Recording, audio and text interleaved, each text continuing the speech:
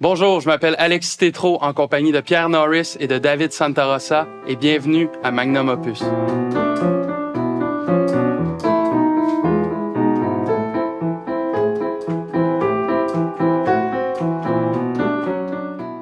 Messieurs, bonjour. Bonjour.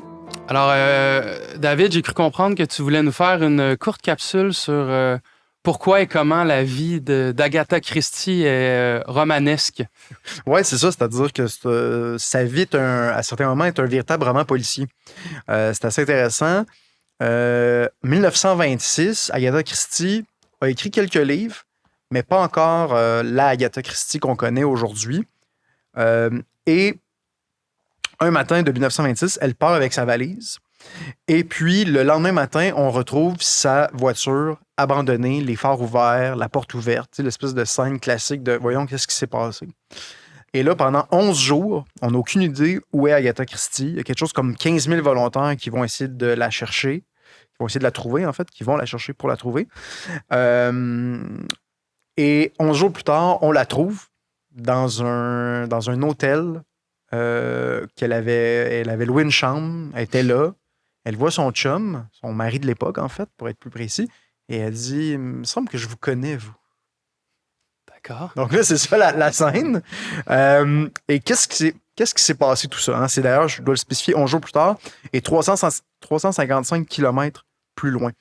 Et puis, qu'est-ce qui s'est passé? Il y a 4 théories qui sont possibles, en fait. La première, c'est qu'en fait, ce qu'il faut savoir, c'est que son mari venait d'annoncer à Agatha Christie qu'il voulait la divorcer et se marier avec une plus jeune. Scénario assez classique. Et là, l'idée, c'est que Agatha Christie voulait se venger de lui en simulant son propre meurtre. Donc, de dire, si moi je disparais, les policiers vont penser que c'est mon mari qui m'a tué, donc il va être dans le trouble. C'est une théorie. C'est une théorie. Mais ça implique qu'elle aurait été jusqu'à mettre fin à sa vie? Ben, ça, c'est la deuxième hypothèse. D'accord. C'est-à-dire qu'elle voulait véritablement s'enlever la vie. D'accord. Par rapport à ce que j'ai lu, les gens ne croient pas vraiment que c'est ça qui allait se passer. Troisième hypothèse, qui est peut-être la plus crédible, c'est de dire qu'elle a eu une véritable crise d'amnésie temporaire. C'est-à-dire qu'à la suite de l'annonce de son mari, il y a quelque chose qui s'est passé. Là. Le choc aurait été tel qu'elle aurait fait une crise d'amnésie. Exactement. Bonjour à tous. Un mot pour vous dire que nous sommes désormais sur toutes les plateformes de podcasts. Spotify, Apple Podcasts, Deezer, nous sommes partout. On vous invite aussi à visiter notre page Patreon. Pour l'équivalent de un petit café par mois, vous soutenez notre projet.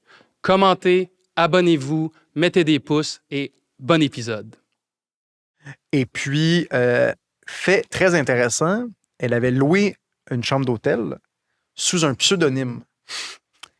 Et le pseudonyme en question, le nom de famille, c'était le nom de la femme avec qui son mari voulait se remarier. Ouais.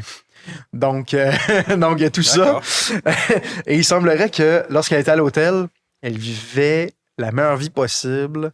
Elle buvait, chantait, dansait, tout se passait bien. Donc, c'est très, très, très étrange.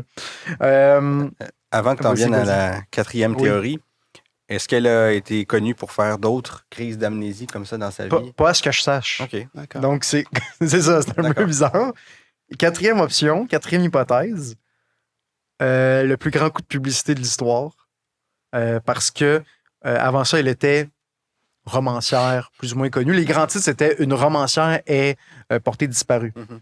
Donc, on disait même pas Agatha Christie est portée disparue. Et puis, suite à ça, ses ventes de livres ont doublé. Elle a signé un gros contrat. Et ce qu'on dit dans la littérature secondaire, en quelque sorte, c'est que c'est les débuts de l'auteur en tant que célébrité. Donc, à partir de ça, Agatha Christie, ah oui, c'est elle qui est partie pendant 11 jours, en quelque sorte. Hypothèse quand même intéressante. J'ai l'impression que c'est la troisième option. J'ai de la difficulté à croire que, surtout à l'époque, que ça aurait quelque chose de prémédité. Mais j'aime l'idée que ça soit ça. Moi, c'est ma préférée. Moi, c'est ma préférée. Ouais. Mais ça aussi, c'est intéressant, c'est-à-dire l'auteur en tant que célébrité. Ouais. Juste l'idée de célébrité, ça n'a pas toujours existé.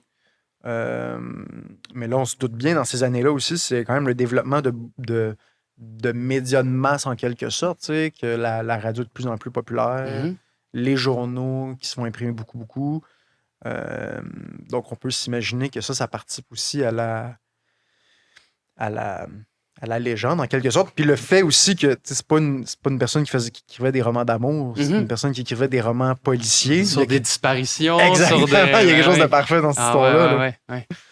Non, je pense que... Enfin, moi, c'est ma préférée. Ouais. Puis c'est très intelligent, en fait. J'aime beaucoup. C'est-à-dire rejoindre la célébrité tant désirée par le coup d'éclat un peu lugubre à l'image des romans. Je trouve ça délicieux. Est-ce que le livre qui a suivi sa disparition donne des indices quelconques sur ce qui est arrivé? Oui, c'est ça. Le livre qui suit, c'est une romancière qui se fait. Non, c'est ça. Non. Elle n'a jamais... Elle en a reparlé dans des autobiographies. OK. Mais de manière très évasive un peu. Là. À nouveau, c'est que des théories. Ça participe. En même temps, est-ce qu'on veut véritablement trancher ce genre de débat-là? C'est-à-dire, on veut qu'il y ait une forme de légende. On en discute. Ouais, je suis d'accord. Et c'est mieux comme ça, en quelque sorte. C'est mieux qu'il y ait un certain flou artistique. Exact. Mais j'aime penser que c'était prémédité. Toi, t'as tranché. Moi, j'ai tranché. Autre chose à dire, c'est messieurs? complet pour moi. Merci à vous d'avoir été à l'écoute. En terminant, on vous invite encore une fois à vous abonner. Ça nous donne un très bon coup de main. Et à la prochaine pour un prochain épisode de Magnum Opus.